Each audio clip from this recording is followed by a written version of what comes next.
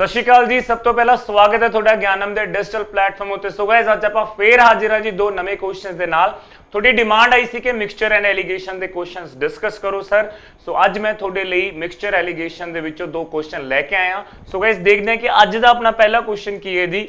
Allegation नाल करांगे आप इस क्वेश्चन नु। A vessel A and B contain mixture of milk and water in the ratio 4:5 and 5:1 respectively। यानी मिल्क ते वाटर दी रेशियो पहले वैसल च हैगी है 4:5, दूसरे वैसल च हैगी जी 5:1। In what proportion these two be mixed to form a mixture in which milk and water in the ratio 5:4। कहंदा आपां इन्हां दोनां नु किस मात्रा च मिक्स करिए so that in the third container की रेशियो बने जी 5:4। सो गाइज इन्हां नूं आपां एक अलग वे नाल करांगे, प्लीज ध्यान नाल समझियो। सब तो पहला तुसीं मिल्क ते वाटर लिख लो जी। उरे मिल्क लिख लो, इत्थे लिख लो जी वाटर। उरे मैं लिखा 4:5। इन्हां दा टोटल कर लो जी। पहला कितना आ गया जी 9। इन्हां दा टोटल करांगे कितना आ गया 9। जे मैं अगली रेशियो लिखां तां मैं लिखूंगा जी 5:1। इन्हां दा टोटल करांगे जी उरे आ गया 6। ठीक है जी। जे मैं नेक्स्ट की गल करा 5:4, इन्हां दा टोटल कितना आ गया जी उरे अगेन 9 आ गया। हुण आपां ने की करना है जी 9, 6 ते 9 दा एलसीएम लेना है। 9, 6, 9 दा एलसीएम कितना हो जू 18 ले लेने, बिकॉज 18 9 × 2 18 हुंदा, 6 × 3 18 हुंदा। सो गाइज मैं लिख लेना एलसीएम कितना लिया जी मैंने 18 लिया। एलसीएम कितना लिया जी मैंने 18 लिया। तो मैंने हर बार 18 बनाना है जी। सो गाइज मैंने हर बार 18 बनाना है। सो मैं 9 नू किहदे नाल मल्टीप्लाई करूंगा 2 नाल, 6 नू किहदे नाल मल्टीप्लाई करूंगा 3 नाल, 9 नू अगेन किहदे नाल मल्टीप्लाई करूंगा 2 नाल। हुण चाहे तुसी मिल्क नाल करो चाहे तुसी वाटर नाल करो, दोहां नाल आंसर क्या होगा जी सेम आऊगा। चलो पहला आपां मिल्क नाल करदे हां। ए 4 नू इस 2 नाल करदे हां। ठीक है जी। मैं इत्थे लिखूंगा मिल्क, मैं उरे लिखूंगा जी मिल्क, अगेन मैं उरे लिखूंगा मिल्क। ठीक है जी। फिर मैं उरे लिखूंगा जी अगेन मिल्क। ठीक है जी। पहला 4 नू 2 नाल कीता कितना आ गया जी 8 आ गया। फिर मैं 5 नू 3 नाल करूंगा जी कितना आ जाऊगा जी 15 आ गया जी। राइट।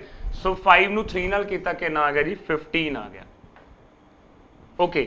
सो गाइज 5 नू 2 नाल कीता कितना आ गया 10 आ गया। ठीक है जी। प्लीज ध्यान नाल समझियो। मिल्क मिल्क दा सेंटर च भी की है जी मिल्क। एक ही चीज मैं तुहानू बोलूंगा, जिहड़ी सेंटर दी वैल्यू होगी ना इन्हां दो वैल्यू दे विच लाई करनी चाहिदी है। यही एलीगेशन दा सब तो वड्डा क्रॉस चेक है जी। ठीक है। ये नहीं हैगा कि तुसीं ऐ लिख दोगे इत्थे 8 लिखता उरे 15 लिखता उरे 17 लिखता, ये गलत है जी। वट एवर द वैल्यू ਉਹ ਜਿਹੜੀਆਂ ਵੀ ਦੋ ਫਿਗਰਸ ਹੋਣਗੀਆਂ ਉਹਨਾਂ ਦੋਨਾਂ ਦੇ ਵਿੱਚ ਕੀ ਕਰੂਗੀ ਜੀ ਲਾਈ ਕਰੂਗੀ। ਠੀਕ ਹੈ। ਹੁਣ ਆਪਾਂ ਕੀ ਕਰਾਂਗੇ ਜੀ ਦਿਸ ਮਾਈਨਸ ਦਿਸ। ਜੇ ਹੁਣ ਆਪਾਂ ਗੱਲ ਕਰੀਏ ਜੀ 15 ਚੋਂ 10 ਗਏ ਕਿੰਨਾ ਆਇਆ ਜੀ 5 ਆਇਆ। 15 ਚੋਂ 10 ਗਏ ਕਿੰਨਾ ਆਇਆ 5 ਆਇਆ। 10 ਚੋਂ 8 ਗਏ ਕਿੰਨਾ ਆਇਆ ਜੀ 2 ਆਇਆ। 10 ਚੋਂ 8 ਗਏ ਕਿੰਨਾ ਆਇਆ ਜੀ 2 ਆਇਆ। 15 ਚੋਂ 10 ਗਏ ਕਿੰਨਾ ਆਇਆ ਜੀ 5 आया। जे मैं गल करा 10 चो 8 गए कितना आया 2 आया। So what should be the right answer. So guys what should be the right answer 5:2। So guys जे तुसी इसे क्वेश्चन नु वाटर नाल कर दे, ठीक है, तां मैं उरे की लिखदा 4 नु 9 देखो 5 नु 2 नाल लिखता 10 आउंदा, 1 नु 3 नाल लिख देता 3 आउंदा, 4 नू 2 नाल लिख देता 8 आउंदा। चलो मैं तुहानू वाटर नाल भी करके दिखाना तो दोहां नाल आंसर की आऊगा जी सेम आऊगा। मैंने इत्थे लिखा वाटर, उरे मैं लिखा वाटर। चलो जी हुण देखो 5 नू 2 नाल कीता कितना आया जी 10 आया। ठीक है जी। 1 नू 3 नाल कीता कितना आया जी 3 आया। ठीक है जी। आपां दोनां नाल कढ के देख लैंदे आ जी। 4 नू 2 नाल कीता कितना आया जी 8 आया। चलो जी दिस माइनस दिस कितना आया जी -5 आया। ठीक है जी। दिस माइनस दिस कितना आया जी -2 आया। एलीगेशन जे माइनस आऊगा तो दोहां साइड ते आऊगा वो कट जाऊगा जी। अगेन आंसर कितना आ गया जी 5:2।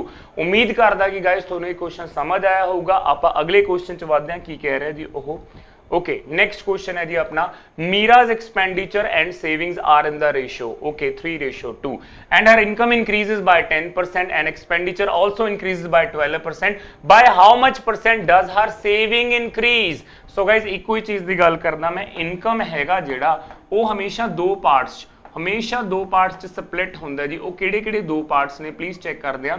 एक तो हो गया जी एक्सपेंडिचर, एक हो गया जी मेरे कोल सेविंग। एक हो गया एक्सपेंडिचर, एक मेरे कोल की हो गया सेविंग। क्लीयर है। इट मीन इनकम मेरा की पार्ट प्ले करदा ओवरऑल, क्योंकि इनकम दे नाल दो चीज़ां निकल रही हैं expenditure as well as saving. So guys जे मैं गल करा ਜਿਹੜੀ ਰੇਸ਼ੋ ਹੈ ਐਕਸਪੈਂਡੀਚਰ ਤੇ ਸੇਵਿੰਗ ਦੀ ਉਹ ਹੈਗੀ ਹੈ ਜੀ ਆਪਣੀ 3:2 ਠੀਕ ਹੈ ਜੀ। ਜੇ ਮੈਂ ਗੱਲ ਕਰਾਂ ਚਲੋ ਇਹਨੂੰ ਥੋੜਾ ਜਿਹਾ ਇੱਧਰ ਲਿਖਦੇ ਆਂ ਜੀ ਆਪਾਂ ठीक है खाली स्पेस से लिख दिया इत्थे लिख दिया एक्सपेंडिचर की रेशियो 3 है उरे लिखदा जी सेविंग की रेशियो कितनी है जी 2 है। सो गाइस जे मैं करा इनकम ओवरऑल इनकम कितनी इंक्रीज हो रही है जी 10%। मैं इत्थे लिख रहा जी 10% ठीक है जी। जे मैं एक्सपेंडिचर की गल करा एक्सपेंडिचर कितना इंक्रीज हो रहा है जी 12%। ए ई है जी ए एक्सपेंडिचर का ई है ए उरे कितना जी सेविंग का एस है। जे मैं सेविंग की गल करा सेविंग बारे उन्हें क्वेश्चन मार्क लिखा जी सेविंग बारे उन्हें की गल की है जी क्वेश्चन मार्क सेविंग बारे की गल की है जी क्वेश्चन मार्क क्लीयर है जी। सो गाइज प्लीज़ ध्यान नाल देखियो जी हुण मैं इन्हां नूं क्वेश्चन नूं किवें करूँगा मैं तुहानूं बार बार बोलदा एलीगेशन दे विच जिहड़ी ओवरऑल वैल्यू हुंदी है ना फॉर एग्जाम्पल आपां होर क्वेश्चन की गल करदे हां मान लो एक पासे 40 है एक पासे 100 है ठीक है एक पासे 100 है ये मैं वैसे एग्जाम्पल की गल करना जी ओवरऑल वैल्यू है वो 60 है हाँ बिल्कुल ओके है क्योंकि 60 40 ते 100 दे विच लाई करदा है। जे मैं गल करूँगा कि सेंटर दे विच 40 आ सकता है 40 नहीं आ सकता सेम नंबर नहीं आ सकता सेंटर दे विच 100 आ सकता है नहीं आ सकता सेम नंबर नहीं आ सकता। जे मैं गल करा 39 आ सकता है सेंटर दे विच ओवरऑल वैल्यू 39 आ सकती है नहीं आ सकती 40 ते 100 दे विच लाई करनी चाहिए है 40 तो वध के होवे 100 तो घट के होवे लाइक 40.1 सेंटर दे विच आ सकता है 99.9 आ सकता है इट मीन जिहड़ी भी ओवरऑल वैल्यू होगी किते भी एलीगेशन दे विच इन्हां दोनां दे विच लाई करूगी ठीक है जी। हुण आपां इहनूं सॉल्व किवें करांगे जी आपां इहनूं सॉल्व किवें करांगे वो चीज़ देखनी है। सो गाइस ध्यान नाल देखो इन्हां दोनां दा गैप कितना है एक मिनट दी आपां वापस लिख लैंदे इन्हां इत्थे मैंने लिखिया सी 12% राइट इत्थे मैं लिख लैंदा जी 12% ठीक है जी। सो गाइस जे मैं गल करा इन्हां दोनों का गैप कितना है प्लीज ध्यान नाल देखो इन्हां दोनों का गैप कितना है 2 इन्हां दोनों का गैप कितना है 2 और बाई चांस अपने को रेशियो भी की है 2 है बाई चांस अपने को रेशियो भी की है 2 है 2 के सामने की है 3 है तो ये वाले 2 के सामने की है 3 है ठीक है जी। इन्हां दोनों का गैप मैं की लिखा इन्हां दोनों का मैं गैप के लिखा जी 2 ये तो आप मार्कर ना चेंज कर लेना सुन मैं समझाने करके इन्हां दोनों का गैप की है जी 2 है इन्हां दोनों का गैप की है 2 और इस 2 के सामने 3 है तो इस 2 के सामने भी की है 3 है इस 2 के सामने भी की है 3 है क्लीयर है।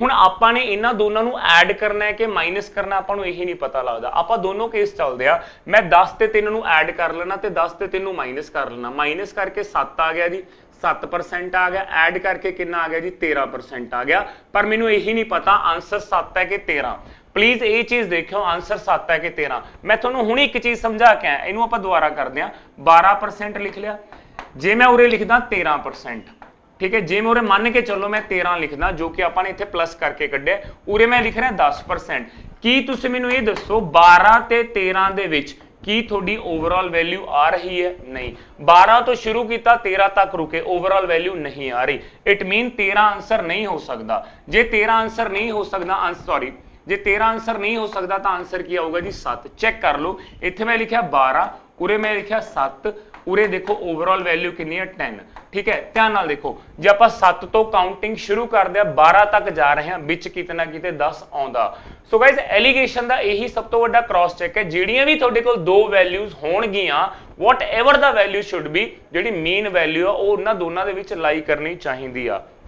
एक बार ये मैथड दोबारा देख लो जी आपां नूं इन एक्सपेंडिचर ते सेविंग दी रेशियो दित्ती हुई सी जी 3:2 की रेशियो दित्ती हुई सी जी 3:2 मैं इत्थे की कीता प्लीज ध्यान नाल देखियो इत्थे मैं करिया की है जी आ सारा डाटा मैं लिख लिया ठीक है जी इनू आपां एक बार दोबारा रिपीट कर लेने क्योंकि नवीं चीज़ है जी प्लीज ध्यान नाल देखियो इन्हां दोनों का जिहड़ा गैप है वो कितना है जी 2 है इस 2 दे सामने देखो इस 2 दे सामने 3 है ਤਾਂ ਇਹ ਜੇ 2 × 1 2 है तो 3 × 1 3 ऐदा भी बोल सकते हो तो ये सामने भी की आ गया 3 आ गया इन्हों दोनों जो मैं ऐड करूँगा तो 13 आ जाऊगा इन्हों दोनों जो मैं माइनस करूँगा तो 7 आ जाऊगा तो हुण मैनूं यही नहीं पता कि आंसर 7 है कि 13 है आपां 13 नूं क्रॉस क्यों किया सी क्योंकि जे मैं उरे 13 रखूँगा ओवरऑल वैल्यू लाई नहीं करती तो आंसर क्या होगा जी 7 आंसर क्या होगा 7 बिकॉज 7 एक राइट है 7 तो शुरू किया 12 तक गए सेंटर वैल्यू लाई कर रही है जिहड़ी ओवरऑल वैल्यू हुंदी है वो लाई करनी चाहिदी है ओवरऑल वैल्यू लाई करनी चाहिए इन्हां दोनों दे विच।